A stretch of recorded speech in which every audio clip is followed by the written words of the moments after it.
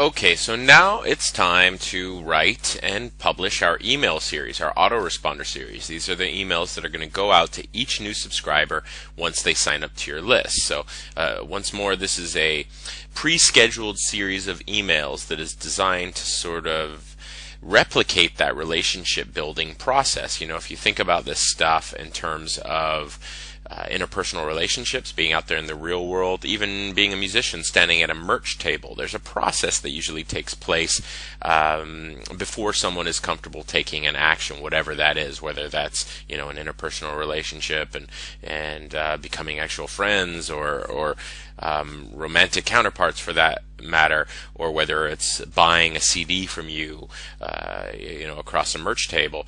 Usually what happens is a conversation is started, you pique someone's interest to pull them into that conversation, and a bond of some sort is built. They get more familiar with who you are and what you're about in a sort of more low pressure environment.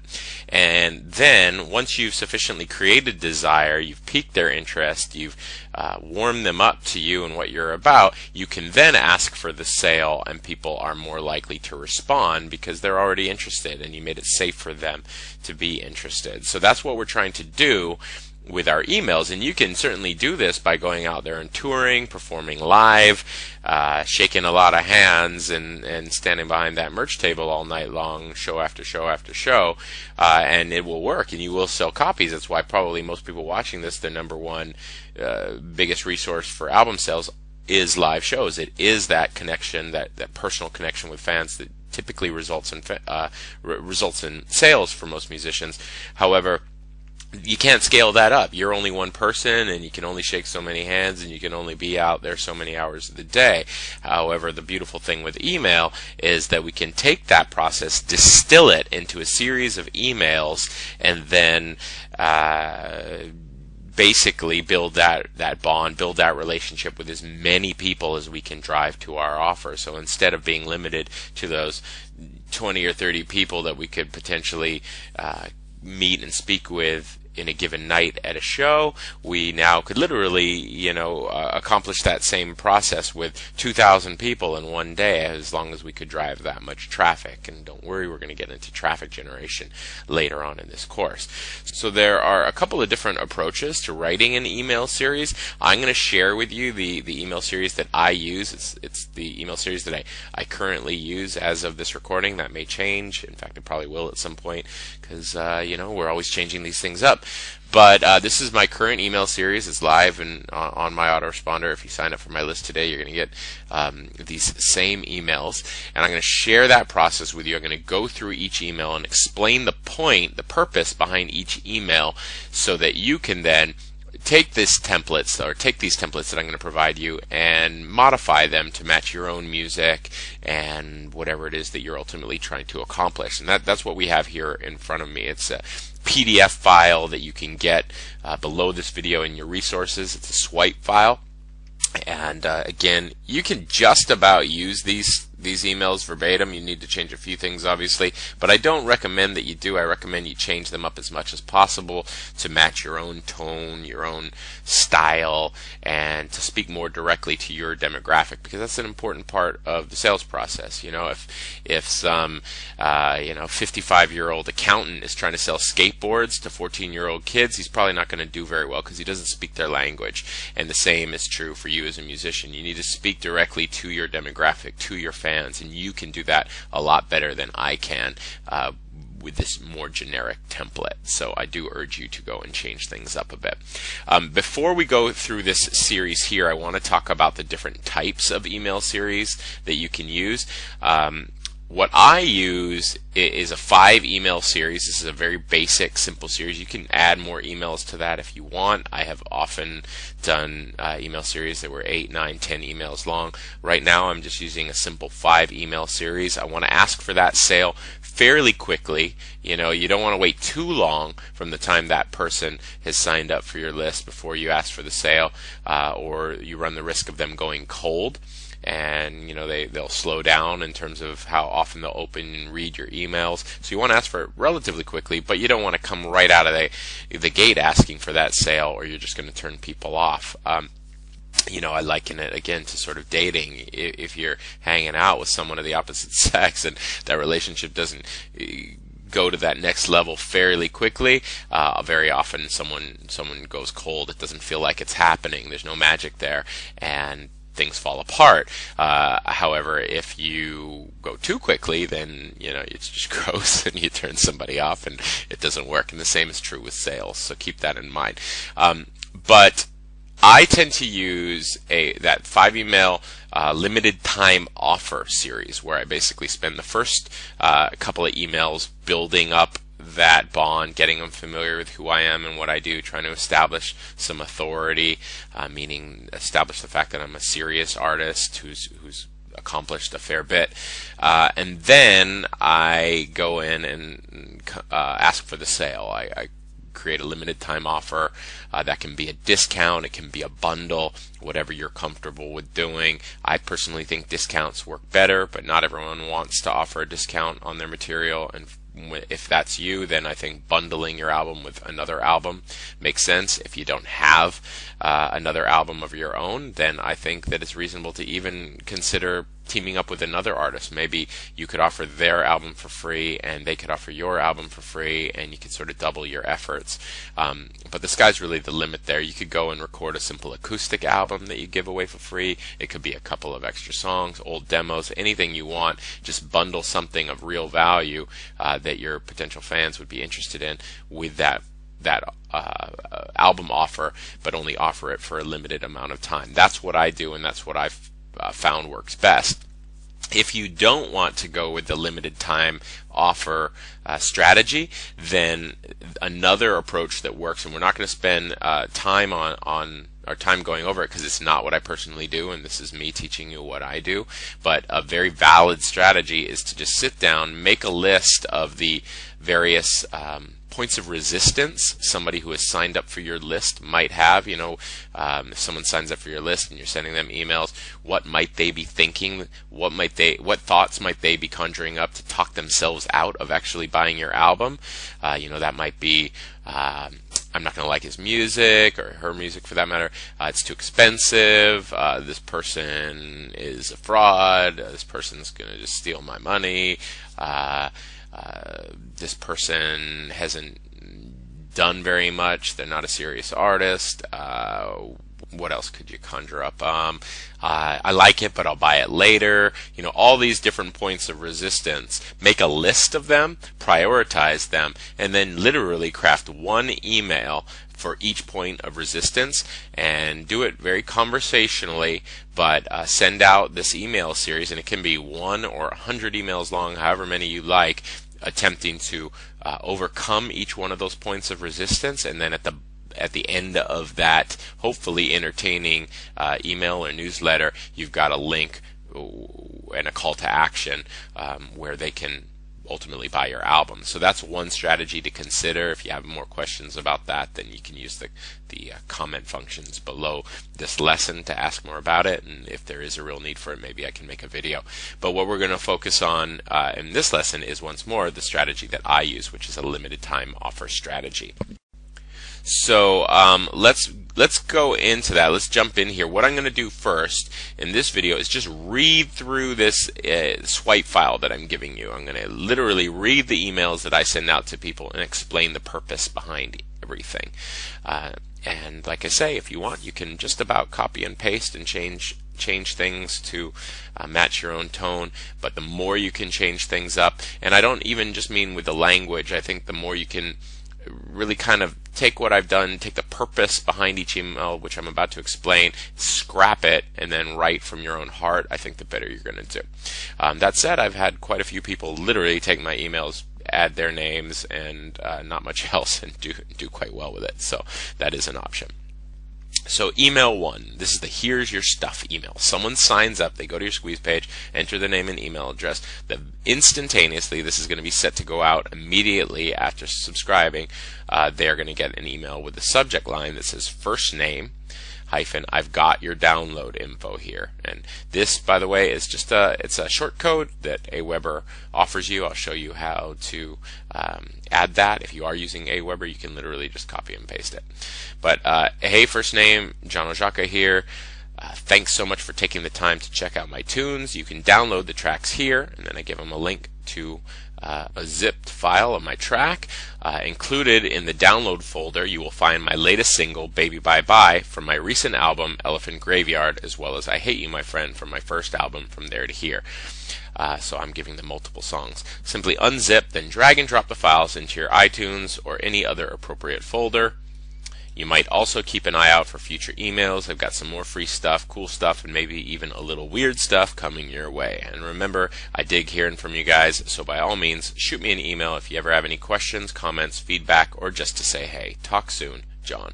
So again, trying to be very conversational, saying it, talk soon instead of, sincerely or something more formal.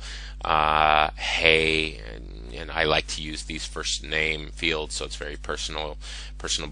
You'd be surprised how many people literally just think I've opened up my email program and sent them an individual email. It gets a lot of play in terms of making a more personal impression. So all I'm really doing in this email, though, is explaining to them what they're going to get. Hey, this is John. This is who I am. Here's your link. This is what you'll get once you download that link. This is how to download it. The actual instructions, and then I tell them what's going to happen next. They're going to get some more emails, so keep an eye out for that. And then I try to encourage them to contact me. So I really think that this is a great strategy. A lot of people don't want to get a lot of email from fans. I think that's a huge mistake. If you're trying to make a living off of a small number of people, you need to really make them your tribe, and you do that by being a leader, by being someone that has communicated with them, who has taken the time, who has shown them respect. And so I really try with everything I do to just be kick-ass when it comes to customer support, or fan support, whatever you call that, and just trying to encourage that dialogue. If you have that back and forth with someone, they become infinitely more likely to buy, because they know you're not just some scammer who's only interested in money. It's unrelated to music, but literally moments before shooting this video, I was on an auction site and I wanted to buy something, and I asked some questions, and the person wouldn't take the time to answer the questions on the auction, and so I wouldn't buy from the person just because I didn't trust anyone who can't take the time to reply to a basic question. And here's me wanting to spend money with them. They can't even take the time to reply. So I don't trust them any longer, and I'm not going to buy from that person. And the same goes for you as a musician. If you don't take the time to say thanks to a person who writes you back and says, hey, I love that song, then they're not really going to feel much of a rapport with you, and they're much less likely to buy. Conversely, if you spend some time and email them back, and you are clearly a thoughtful person who appreciates the time and investment that they made in you and your music, a bond is built, and an actual friendship is gonna exist on some scale, and the chances of them buying when you eventually ask them to purchase from you, those chances go way up. So I really strongly recommend trying to encourage communication wherever you can.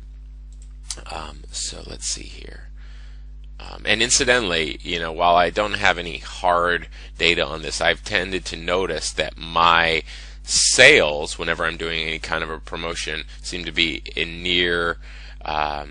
they seem to be very related to the number of comments that I got on the most recent blog post about that series, or related to the number of reply emails I got about the initial promotion email that went out. So the communication, that back and forth, tends to be very much tied into the number of sales that you ultimately get.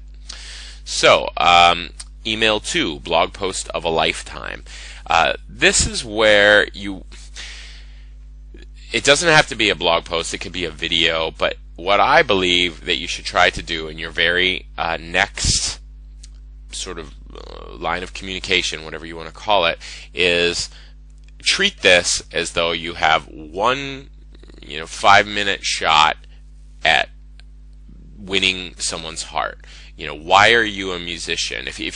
What is your stump speech? If you were being interviewed on the radio and you just had a very a small 5-minute spot to sort of win people over. Not just tell them, hey, I'm a musician who lives in Seattle and I play this kind of music, but tell them why you make music. What's your hook? Think of something like American Idol and all the setups that they do for those artists. It's not about someone's voice, at least initially. It's about the fact that they were the poor kid from the wrong side of the tracks down in Alabama who raised their 3 siblings in the absence of a parent and have saved up every penny they could to come to California to make it. That's the hook, and that's the thing that wins over the country and makes the average person want to get behind them as an artist. So what is that thing that if you just have 5 minutes to establish who you are, to win people over, and to make your mark and set the record straight, what is that message? What is that hook? And turn that into a blog post or a video post. And with the second email, which I'm going to recommend that you send out probably on the second day. We'll go over intervals a bit later, but probably just one day later. If you wanted to spread it out, you could give them it could be maybe 2 days later, so you give them a 1 day break in between emails. I tend to send things out in pretty close proximity. Totally your call there, but I wouldn't wait a week. I wouldn't wait 2 weeks. I'd send it out within the next day or two, because remember, you want to strike while the iron's hot. Chances are they will have clicked on your ad or on your squeeze page because of an ad or some quick reference that they saw. They signed up. You'd be surprised how quickly they can forget. So strike while the iron's hot. So the email that I send out, again, I use first name to get their attention. Emails that use first names in the subject line tend to get better open rates. I don't use it all the time. You don't want to overuse any one trick, but it is sort of a trick of the trade. So this might say, Jennifer, this involves you. I'm tying them into this. It's hard for them not to open that because they don't know, what does it mean. What's happened? How personal is this? So, hey, first name, hopefully by now you've had a chance to check out the tracks I sent you yesterday. Thanks again for taking the time to listen, by the way. It means a lot. I have a favor to ask. I know, we've known each other for like 24 hours now, and I'm already asking for favors. Stay with me here. I wrote a blog post on my site, and I'd like you to read it. It kind of involves you. Well, you'll see what I mean here. And then a link. Thanks again for listening, John. So that's all there is to it. Again, very conversational. Hopefully, you noticed that. Proper grammar and all of that stuff is thrown out the window when it comes to copy. It is not about writing properly. It is about writing conversationally and getting into that person's mind in that same way that you would if you were a real person sitting across from them. Any good copywriter will tell you this, that all that proper English goes out the window. If anyone's been following what I put out for any amount of time, you've seen how bad I can be with that stuff. Bad grammar, terrible spelling for that matter, and it's never once cut into my bottom line. In fact, it's probably helped it. There are, oddly enough, all kinds of tests out there that show things with spelling errors and mistakes actually do better, and I think it's because they look less corporate, and people tend to respond to them.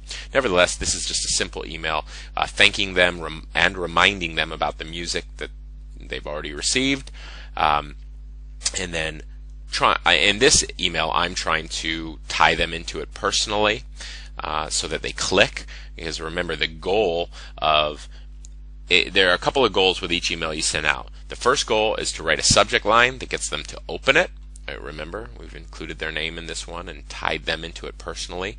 From there, we're trying to write an email that gets them to click. That is actually the only real purpose of most emails. Sometimes an email stands alone all by itself, and it's there to inform them, much like a blog post would. But all we really want to do with this is to pique their curiosity and get them to click. So we reminded them who we are and refreshed their memory about our music, and then we tied them into this in a sort of mysterious way that hopefully provokes some curiosity, and then asked them to click on this link. And from there, I've written a blog post of a lifetime. Now, this is one area that you're going to need to put on your thinking cap and actually be creative. If you're not a great writer, then fire up your webcam and just talk to the camera and tell a story. You're going to need to be able to communicate. If you can't do this, if you just can't write, if you just can't think of anything to engage, then I would hire a professional writer and tell them what you're trying to accomplish and have them basically ghostwrite for you. And you probably have a hard time finding someone who can do that of any quality on Fiverr, but there's a good chance you know someone who's a decent writer. You can go on Craigslist and find someone who could probably do something for pretty small fee. I've found some pretty decent writers for $10 an article, but you want to have some engaging content, and hopefully you can just do this yourself because it'll be better if you can. I'm just going to go through this again purely as an example. This is my actual blog post. The headline says, "Cheeseburgers in Paradise," literally. If I remember right, it was the summer of 1991. I still lived in my hometown of Waimanalo, Hawaii. I was a junior in high school, and I was the singer of a local band. Like any young musician, I dreamed of being a rock star, but the reality of actually one day landing a record deal seemed a million miles away. As beautiful as Hawaii is, it's always been the kind of place for which the saying, "the nail that sticks out gets hammered down," is pretty fitting. Let's just say that there weren't many of us walking around with long hair and leather jackets, especially back in '91, and finding bandmates was not an easy task. Musicians in short supply, I found myself in the center of a struggling music scene made up of guys that were, for the most part, much older than I was. This meant that I was often volunteered up as a roadie, driver, or whatever else anyone needed in a number of the local bands who were much further along than I was. Truthfully, I just wanted to hang out. I wanted to be in the clubs, hang out with the guys that were more or less rock stars in my eyes, and just soak up the real world of music. I looked up to these guys and felt incredibly cool just to be hanging out with them. Well, on one of these excursions, I was hanging out backstage at the Battle of the Bands at Hawaii's State Fair and waiting for my turn to help load gear up onto the stage. I wasn't playing or anything, I was just there so the drummer of one of the bands could look famous enough to have some kid carry his gear. And once more, I was stoked to do it. Some of you may be too young to remember her, others not so much, but country music legend Crystal Gayle happened to be the headlining act that night, and she had just finished up her set. I was sitting on the tailgate of a friend's truck when she happened to drive by, exiting the venue. As she drove past, she saw me sitting there and waved before disappearing into a cloud of dust and brake lights.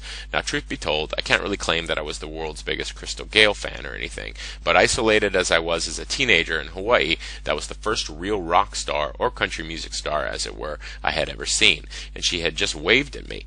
I kept my excitement to myself, already well versed in the too cool for school facade, and just took the whole thing in. I can remember sitting there in the backstage, musicians-only parking lot with my guitar player and an absolutely awful cheeseburger in hand. I had seen behind the curtain of rock and roll. I was not just a guy who sang and played a guitar, but I was the guy who knew what it was to load gear, hang out backstage, and breathe in the dust kicked up by Crystal Gayle's car. Now, I realize that this might sound so absolutely small time in the grand scheme of things, but I was floored. I absolutely loved it. Fast forward 2 decades, 3 record deals, several tours, Woodstock, and a million other musical experiences along the way, and it's still that feeling that I crave when I think about life and a career as a musician. I don't mean to sell the creative process short. Needless to say, it's essential. For the listener, it's everything, but to some extent, almost anyone can make music. But when it comes to being a musician, it's that muscle memory. It's knowing the rest stops along the 5 freeway by memory because you've toured that stretch of the country so many times. It's the familiar smell of stale beer, cleaning products, and piss that hits you when you enter a bar in the afternoon before the air conditioners have been turned on. It's the feeling of that hangover as you drive blurry-eyed and dry-mouthed to the next city on your list of tour dates. It's hanging out in the laundromat across the street from the show while you wash your clothes and wait for the headliner to finish their set so you can get paid and split for the hotel. It's the familiar weight of your guitar case in your hand. It's the camaraderie you feel with your tour mates and the melancholy of knowing that despite promises to the contrary, you're never going to keep in touch. And it's a million other little subtle experiences that define what it means to be a musician. At least that's the way it's been for me. It's not the guitar chords or the number of albums sold, but rather it's knowing those things firsthand that makes me a musician. a veteran. And it's knowing that you are one of a small percentage of the population to not only have seen, but to have lived behind the curtain that makes this whole crazy thing worthwhile. But perhaps even more importantly than all of that, it's you, the listener, that makes all of it matter. I look forward to many more sometimes hard, sometimes ugly, always worthwhile experiences along this musical journey. Here's to hoping that you are part of that journey. If you'd like to hear the most recent milestone of that journey, click here to listen to my most recent album, Elephant Graveyard. Thank you for being a listener and for making it all matter. And that's it. That's the blog post that I currently have live. Now, you would obviously take this blog post, go to your WordPress site, your domain that we set up, as I showed you to do previously with the Johnny Cash post example, and you would publish it, and you would take that link and you would put it here in that previous email. Or rather the email that went along with this post. Now, what am I trying to accomplish here? I'm trying to do a couple of things. A big part of bonding is just sort of showing people that you are just like them, allowing them to relate to you and feel like, hey, this is a cool guy or girl, that I relate to their experiences. To show them some humility. I'm not setting myself up to be some big shot, at least not throughout the bulk of this. I am some kid who just wanted to roadie for somebody else because I loved music, and I'm hoping that other people who love music can appreciate and connect to that. I'm also trying to conjure up some romantic imagery, and I'm talking about romantic in the literary sense, not in the actual male female love sense of romantic. Dust being kicked up by brake lights backstage, and rock and roll and music, and the smell of stale beer in a bar, and the weight of the guitar case in your hand. And by connecting one's senses with all of these things that I think many people who love rock and roll will romanticize, I think I'm pulling them in, their senses, into my story. And that's something else that I'm attempting to do here. But really, this is a definitive moment in my life when I think back to myself as a musician. I can remember buying that cheeseburger and sitting backstage and thinking, this is what I want to do for the rest of my life. That's it's maybe not my only stump speech, but it's my stump speech. It's certainly one of my stump speeches. If I was to sit down and someone was to ask, why do you make music? This is it. And that's why I sort of think of this as the blog post of a lifetime. And what I do at one point here is, even though I'm telling this sort of humble story, I do establish myself as a serious artist who's done a lot. I'm trying to find the passage. Fast forward 2 decades and 3 record deals, several tours, Woodstock, and a million other experiences later. Without spending a lot of time on it, I am establishing that I've done a whole crapload in this industry, and that I'm no longer that roadie. And at the very end of it, I give them a link. This would be hyperlinked.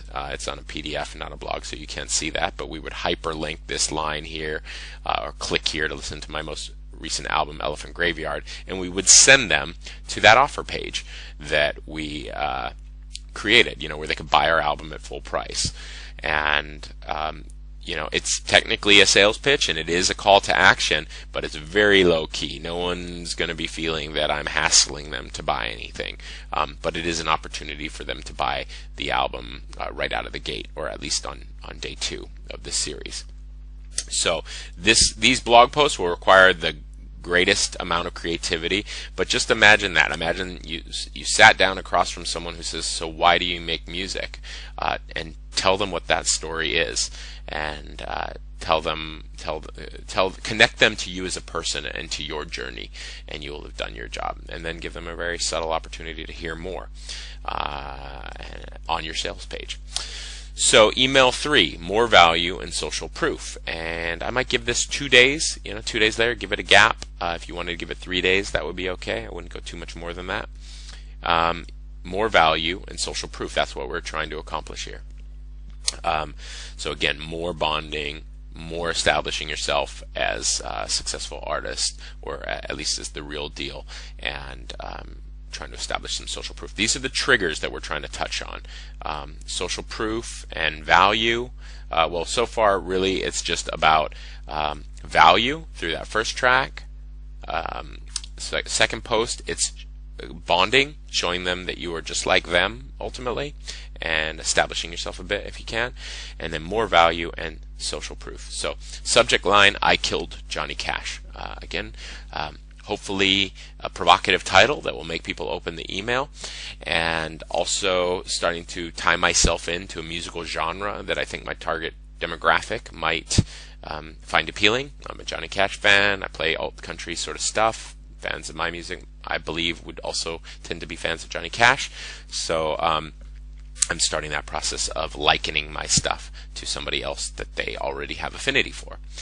So again, by the way, all of this could be in an email if you didn't want to put it on a blog, but I think you'd be better off putting it on a blog, because then people can leave comments and you can start that dialogue there, and people will come to that blog and see all those previous comments you've had, and that will help people realize that you're an artist to be reckoned with. I think on one of my posts out there, I have something like 1,200 comments or something like that, and people see that, and it really helps boost my credibility. So in this example, I wrote this as if it was just an email. And you can do that, but in reality, in my actual funnel, I posted it on my blog.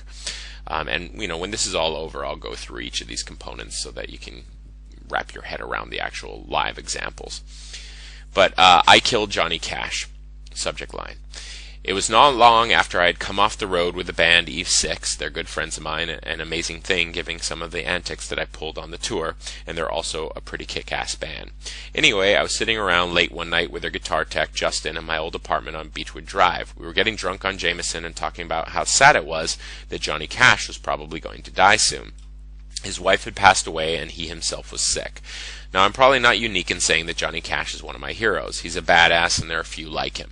Justin and I sat around lamenting about the idea of a world without new music from the infamous Man in Black. We continued talking about JC, and as you do, we continued drinking.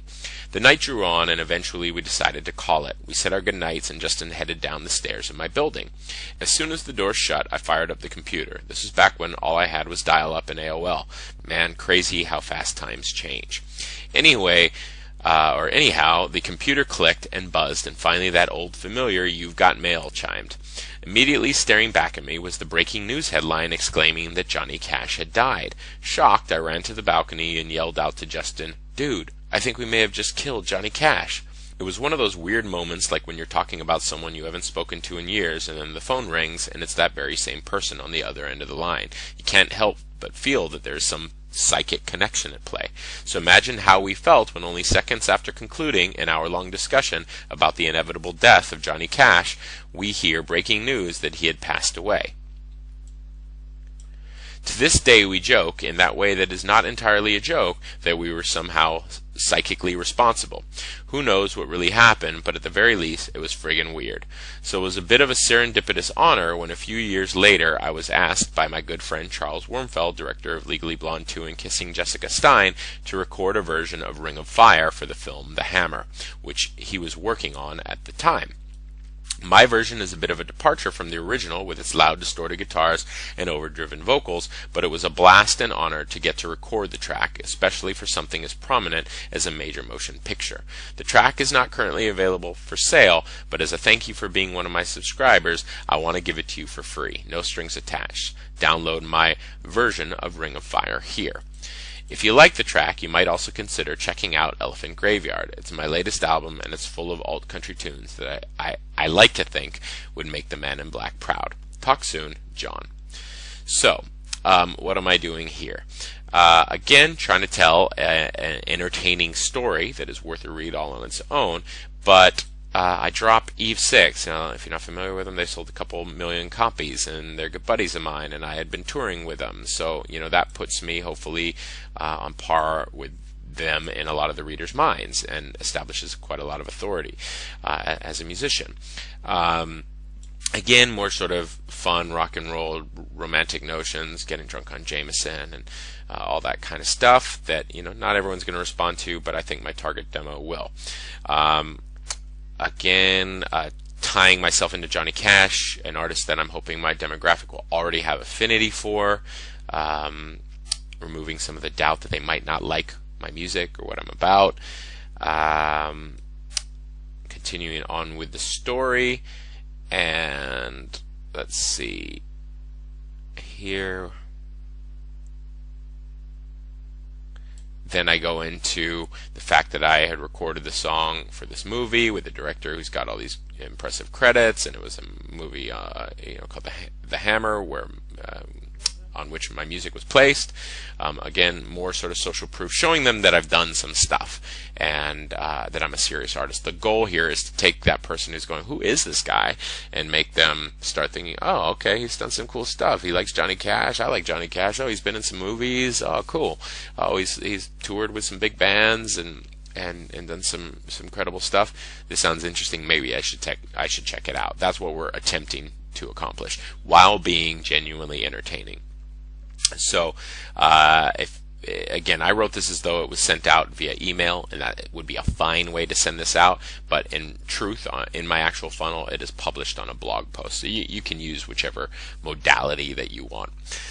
And again, if you like the track, you might also consider checking out Elephant Graveyard. It's my latest album, and it's full of all country tunes that I like to think would make the Man in Black proud. No pressure. Down at the bottom of this email, subtle call to action that's very related to the content, so I do not believe that anyone would feel hassled at this point, and you might pick up some additional sales as well.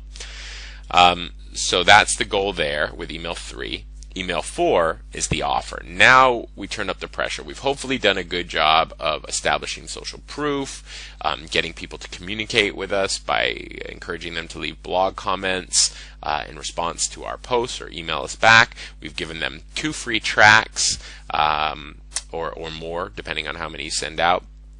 And they should be now. This is like our 3rd or 4th date now.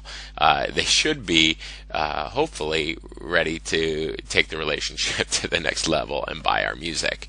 So now it's time to ask for the sale, and you'll hear that a lot in marketing conversations. You need to ask for the sale. It's not enough to subtly have links to places that they can buy your music or casually reference or check it out on iTunes. You need to ask them for the sale. You need to take them by the shirt collar and pull them in and say, okay, now I want you to buy my album, and this is why you should, and make them believe it. So the offer. And I'll usually give it a break of at least a couple of days. And again, we're going to talk about intervals later, but I'll give it a break of a couple of days before going into this. Maybe even 3 days. It totally varies. I actually can't remember what I've currently got set up. We'll take a look at it in a moment. So email 3, subject line, first name, you rock. So this would be like, Jennifer, you rock. For the next 72 hours, I'm going to be giving away my album From There to Here to anyone who picks up a copy of my most recent album, Elephant Graveyard. Here's where you can get it. And I'm going to show you how to create this offer page in a bit.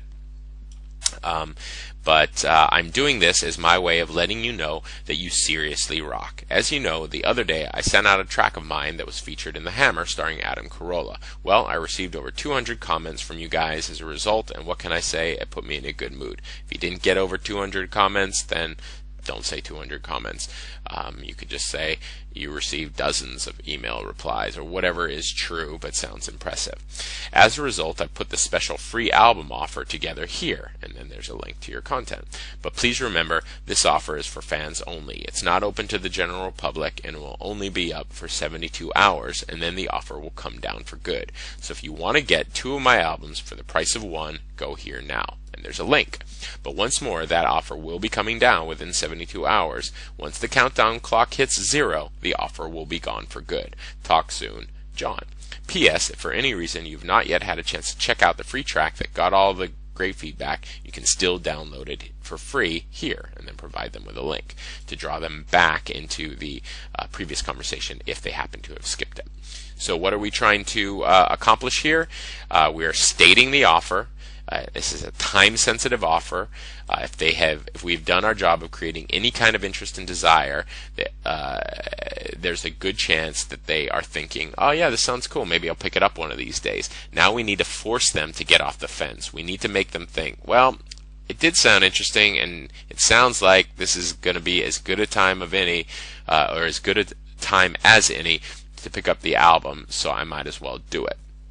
So we want to give them, if you're going to take this strategy, some kind of a time-sensitive offer. This could be a limited number of copies, which makes things difficult because you have to stick by that limited number of copies, or it could be a time-sensitive offer, which is what I usually do. And I'm going to show you how to configure everything so that the page will actually expire for that person 72 hours after they click on the link. We're going to get into that later. And then here's where you can get it. So notice the formatting here. We've got a link here at the beginning and a link here at the middle, and then a link here at the end. I like to use that formatting. We've also got another link. It's not to the same offer, but it's yet another link that pulls them back into the funnel. So we've got 3 links, and I like that formatting, beginning, middle, and end, so that when a person is continuing to read, if you tend to pique their desire, you kind of want to have a link within, within their sort of field of reference without having to scroll back up or scroll back down. If your email's not that long, you can just use 1 or 2, but wherever you've got an email of any length, I try to use 3 links. So we're making them a time-sensitive offer, we're presenting them with the link, and we're giving them the reason why we are doing this. You want a good reason why. Making it a time-sensitive offer with no reason why just feels like marketing. But if there is a good plausible reason why you are doing this, it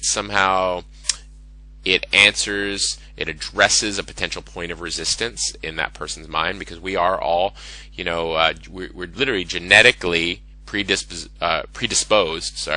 We're genetically predisposed to resist marketing. If we weren't, we are the descendants of many people who were conservative and hesitant to just leap anytime someone said to leap. If we were foolish, we would probably be eaten by a saber-toothed tiger, or clubbed to death by a rivaling tribe, or whatever the danger might have been 1,000 or 10,000 years ago.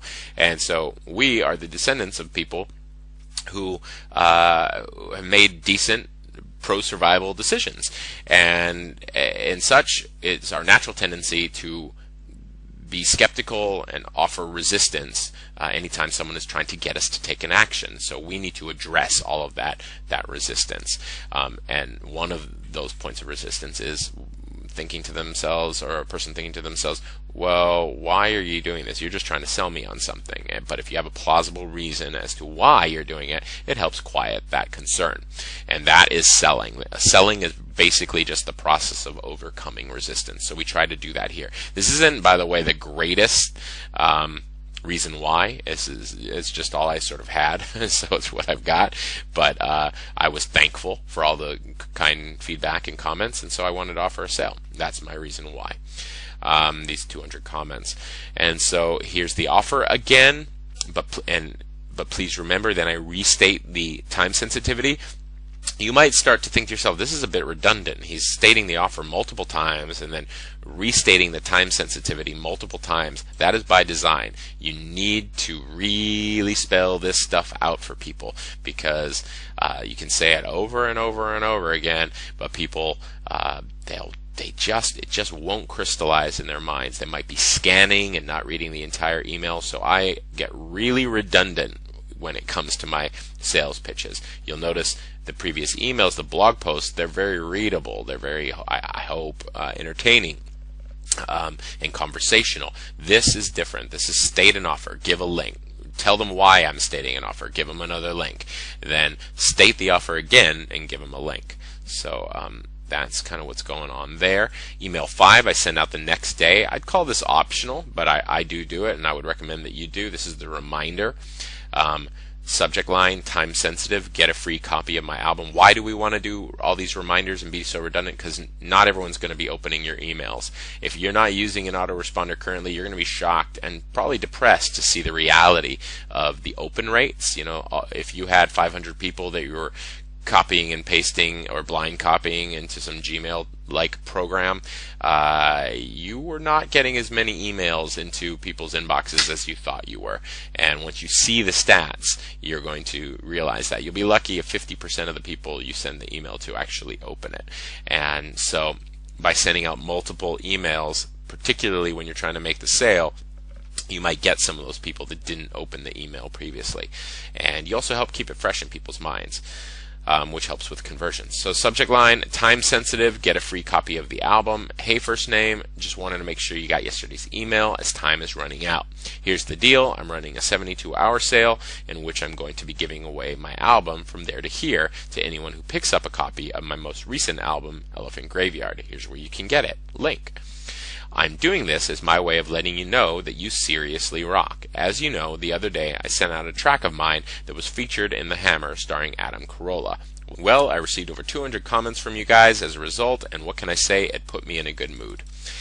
As a result, I put this special free album offer together here. Link. But please remember, this offer is for fans only. It's not open to the general public, and it will only be up for 72 hours total. And then the offer will come down for good. So if you want to get 2 of my albums for the price of 1, go here now. Link. But remember, the clock is literally clicking, and the offer will be coming down soon. Once the special is gone, it's gone for good. Talk soon, John. P.S. If for any reason you have not had a chance to check out the free track that got all the great feedback, you can still download it for free here. Now, I don't know if you caught that, but this email is almost identical to the previous one with a little bit of verbiage changed up, particularly in the beginning of the email. So that's all we're trying to do. You could just about copy and paste the other email, add a new beginning to it, and you would be fine. Time sensitive in the subject line. I'm really trying to get their attention and get them to open the email. Get a free copy of my album. They can get a free copy if they buy something, but this is the enticing part of it. So I've got that in the subject line. And I remind them, just wanted to make sure you got yesterday's email, so I'm giving this email context, and then here's the deal, and then I restate pretty much the same email. Again, I went through it and changed things up, certainly changed up the time elements of it, and so it doesn't read like this is the first time they're hearing the offer. Now, you'll notice that I've kind of had to be creative with the wording, in that I say it will only be up for 72 hours total. That is because we're going to use a plugin that causes a page to expire after 72 hours. That's 72 hours from the time someone clicks on the link. So if somebody is opening this email late, maybe they've been out of town for 3 days, they've got all your emails sitting there in their inbox, and they start clicking on them, the clock is going to start counting then, or ticking then. So they could theoretically get it. The clock could theoretically start ticking after the third and final notice email has gone out. So we want to word everything carefully. We don't want to say you've got 48 hours left, because that may or may not be true. So I keep referencing this as a 72-hour special or 72-hour time frame, so that no matter when they actually click on that link, it still makes sense and it's still true. But that is what's going on with that email. And then in the next email, this is the final notice email.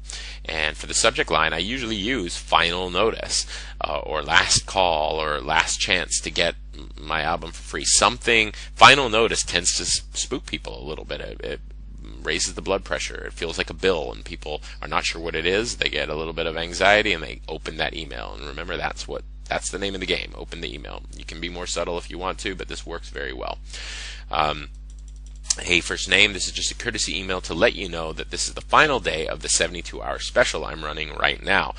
In case for any reason you missed it, and then I go into the same damn email that I just sent out the day before, but it's a little bit truncated. So in case for any reason you missed it, I'm giving away my album From There to Here to anyone who picks up a copy of my most recent album, Elephant Graveyard. Here's where you can get it. link. This is my way of saying thank you for being one of my subscribers. But do remember, this is the final day of this special offer. Once the countdown clock hits 0, the offer is gone for good. So if you want to get 2 of my albums for the price of 1, go here now. Link. Thanks again, John.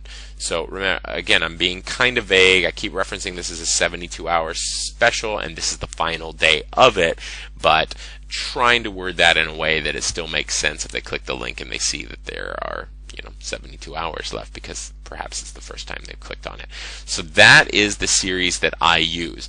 Now, before we can plug this in to our autoresponder, we need to make sure that we have all of the elements in place. We need to have our track, our download link for the track, so that we can plug that into the first email, and we need to have our blog posts so that we can let's see here. There we go. And so we need to have our blog posts published so we can link to those, and we need to have our special limited time offer page, which is going to be very similar to our sales page with different terms and with an expiration clock on it. So I'm going to end this video here. I know it's been a long one, but there's a lot to cover. And remember, you've got the swipes below and the resources, so download those and perhaps start working on those yourself. See how you might be able to change them up. And I'm going to show you how I go and publish each one of those elements. By now, you've probably figured most of it out, aside from perhaps setting up that 72-hour expiration clock.